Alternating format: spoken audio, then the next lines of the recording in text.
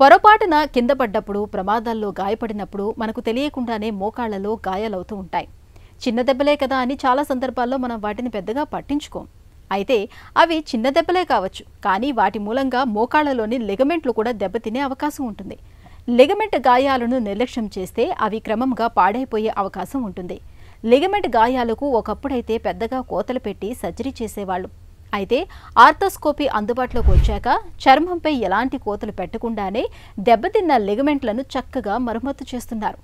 Ligament గాయాలకు arthroscopy చికిత్స గురించి ఇప్పుడు తెలుసుకుందాం. సో ఆర్థ్రోస్కోపీ అంటే అది ఒక సర్జరీ పద్ధతి. So knee joints, hip joints, ankle జాయింట్స్లో ఏదైనా మనం ప్రోబ్ లోపల పెట్టి దాన్ని టీవీ కెమెరాలో చూసి సర్జరీ చేసేదాన్ని ఆర్థ్రోస్కోపిక్ సర్జరీ అంటారు. ఇప్పుడు ఆర్థ్రోస్కోపీ సర్జరీ చేసేది చాలామందికి పెయిన్ తక్కువ ఉంటుంది. డే కేర్ సర్జరీ మీద చేస్తాం, కానీ ఇది ఎవరికి చేస్తాం ఇది.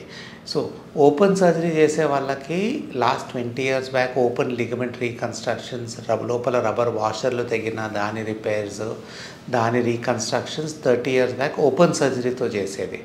ఇప్పుడు లాస్ట్ 20 yearsలో అది ఆర్థ్రోస్కోపీ ద్వారా చేస్తున్నారు. సో ఆర్థ్రోస్కోపీ ద్వారా ఈ ligament reconstruction, ligament surgery, sports injuries వచ్చిన వాళ్ళకి ఈ సర్జరీస్ చేస్తే రికవరీ ఫాస్ట్ ఉంటుంది, పెయిన్ తక్కువ ఉంటుంది అండ్ స్వెల్లింగ్స్ తక్కువ ఉంటాయి. 95% ఆఫ్ ఆర్థ్రోస్కోపిక్ సర్జరీస్ చేసేది నీ అండ్ షోల్డర్స్ కోసం.